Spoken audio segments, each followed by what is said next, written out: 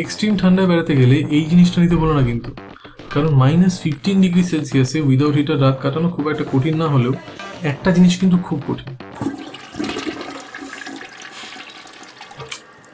চলো শুরু থেকে শুরু করি। Get set bro.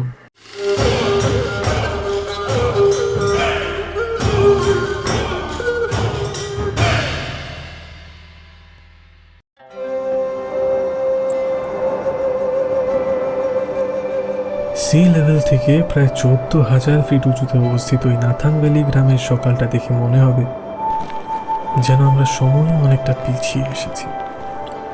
জীবনযাত্রার গতি এখানে অনেকটাই ধীর, স্থির, শান্ত।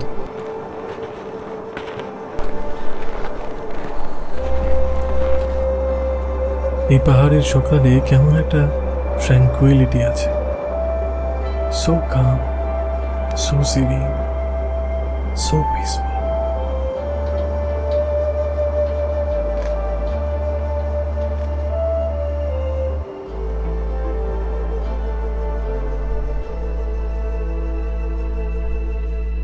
Hello guys, good morning from Nathang Valley.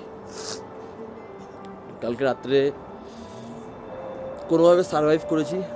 তোমরা যদি মানে নাথাং ভ্যালিতে এসে থাকতে চাও, তাও আর এরকম টাইমে মানে জানুয়ারি, নভেম্বর, ডিসেম্বর এরকম টাইমে থাকতে চাও, তো তোমাদেরকে সারভাইভই করতে হবে। তো জাস্ট আমি ওয়াশরুমে গেছিলাম, আমার হাতে আমি একটু আগে দেখালাম, পুরো রক্ত বেরোচ্ছে হাত থেকে, এতটাই ঠান্ডা। একটু টিস্যু নেবে, ভালো করে মুছবে, তারপর টিস্যু ফেলে একটু জল দিয়ে ধুয়ে নেবে, কারণ পুরোটাই জল দিয়ে ধুতে গেলে শুধু হাত ফাটবে না। You most welcome. 8টা 8:30 বাজে, এখনও -11°C। তো আমরা এই গরম জল পেলাম এখন, 8টার সময় গরম জল দিল, গরম জল দিয়ে একটু হাত পা ধুতে হবে।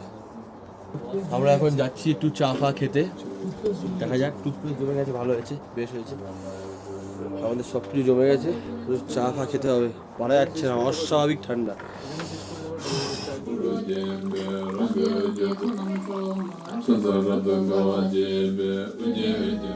তো এই দিদি আমাদের এখন ব্রেকফাস্ট দিয়ে গেল, যে বাই বাই। তো আমরা 10:30 সময় ব্রেকফাস্ট করছি, এবার ব্রেকফাস্ট করে আমরা এখন বেরাবো ঋষিখোলার উদ্দেশ্যে। তো চলো ব্রেকফাস্টটাকে করে নিই। একবার ভেবে দাও, পাহাড় ঘেরা একটা ছোট্ট গ্রামের সকাল, বাইরে -11°C, চরম ঠান্ডা, হাতে গরম গরম ওয়াই আর সাথেই chanting, out of this world.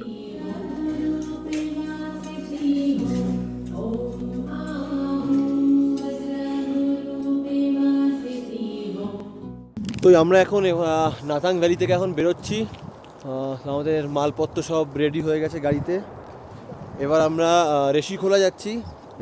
একটু মানে এখান থেকে যেতে ইচ্ছা করছে না, বাট অলরেডি হালাত খারাপ হয়ে গেছে। আমি একটা জিনিস রেকমেন্ড করব, যদি তোমাদের ঠান্ডায় মানে থাকাটা একটু অভ্যাস থাকে, মানে তোমরা যদি আগে কখনো -1, 2, 3, 4, 5 থেকে থাকো, তবে ডেফিনেটলি এখানে এসে থাকতে পারো, কোনো প্রবলেম হবে না। শুধু একটু ঠিক মতো থাকলে, প্রিকশনস নিয়ে, কোনো প্রবলেম হবে না। বাট যদি এক্সপিরিয়েন্স একদম না থাকে যে ঠান্ডার থাকার বা ঠান্ডার যদি কোনো প্রবলেম থাকে, তাহলে প্লিজ এসো না, প্রচণ্ড শরীর খারাপ হয়ে যাবে, নিতে পারবে না। আলটিমেট স্টে অসাধারণ ছিল, সবাই খুব মজা করেছি, আনন্দ করেছি।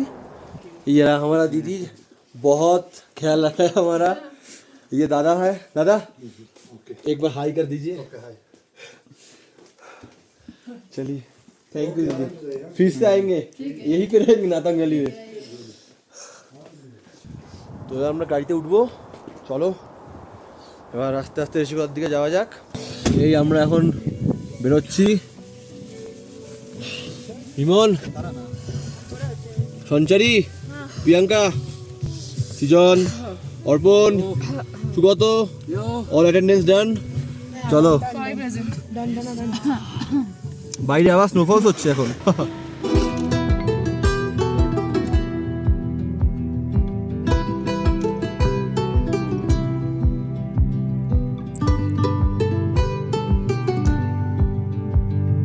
তারপর ওল্ড সিল্ক রুটের ঐতিহাসিক রাস্তা দিয়ে চলতে লাগলো গাড়ি। বরফের মায়া ত্যাগ করে আমরা নেমে চললাম ঋষিখোলার উদ্দেশ্যে।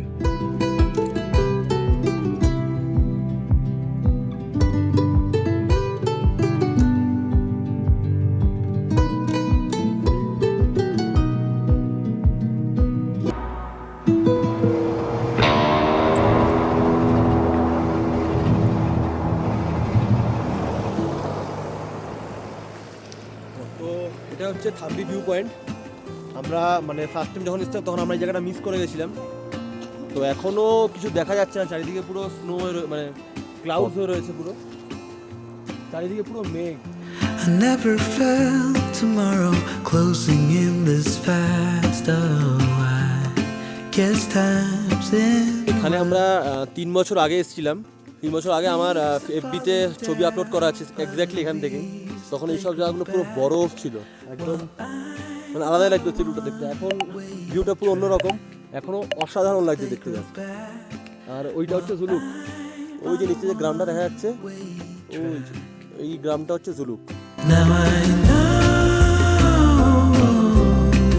what it means to grow old. Yeah, now I know the time I've got, it is just enough to get by. তারপর পদামচেন ইকো পার্কে একটু ফটোগ্রাফি আর আগুনের সামনে বসে গরম কফিতে চুমুক দিতে দিতে লোকালসদের সাথে আড্ডা ফাটাফাটি। তো আমাদের সাথে এখানে অনেকের দেখা হয়ে গেল, শুভম, জিশানদা। রাস্তা দিয়ে আমরা ফিরছিলাম, তো ওরা নাথাং ভিজিট করে ফিরছিল, তো আমরা রেশি যাচ্ছিলাম, তো মাঝপথে দেখা হয়ে গেল, ভালো হলো। তারপর জিশানদা শুভমকে বিদায় জানিয়ে আঁকা বাঁকা পথ ধরে চলতে চলতে রুংলি পেরিয়ে আমরা প্রবেশ করলাম ঋষি নদীর পাড়ে অবস্থিত ঋষিখোলাতে। তো আমরা এই জাস্ট পৌঁছালাম মজুলে হোমস্টেতে, ঋষিখোলাতে। এই দূরে নদী, এই যে আমাদের হোমস্টে।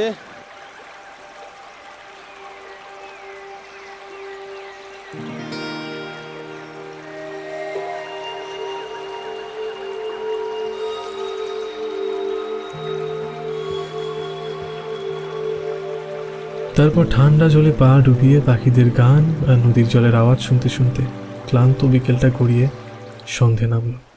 চারিদিক পাহাড়, নদী আর জঙ্গল দিয়ে ঘেরা এই হোমস্টেটাতে বসে যখন নদীর শব্দ আর শিয়ালের চিৎকার কানে আসছিল, তখন একটাই জিনিস মিসিং ছিল, বনফায়ার।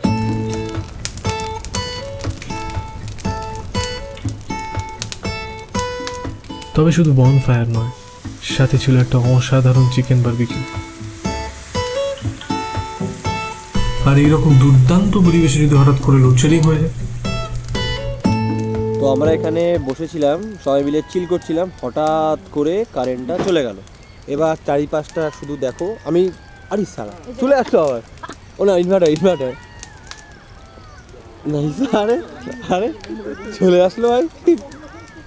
ট্রাস্ট মি, ঘুটঘুটে অন্ধকার, জঙ্গলে ঝিঝি পোকার ডাক, নদীর স্রোত আর একগুচ্ছ শিয়ালের চিৎকার, আর তার সাথে বনফায়ার। সেরা, এ দেখো গায়ে কাটা দিচ্ছে, সেরা।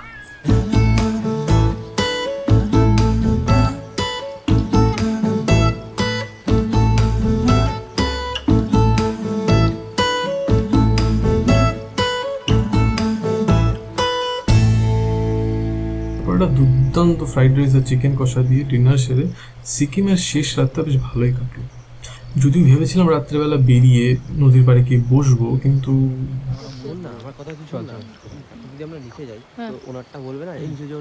কোনো কথা না বলে চুপচাপ যাও, চল একদম চুপ, একদম চুপ, সবাই চুপ, সবাই চুপ। আমি চুপ করতে বলছি না,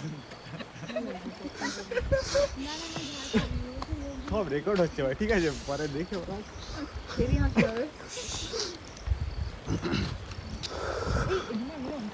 ফোনটা পকেটে দোকান আছে চেনের ভেতরে।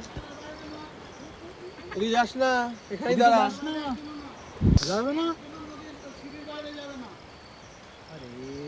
Bro, sad bro. তাহলে কি করে যাও ভাই, রাতে আমরা জোনাকি দেখি।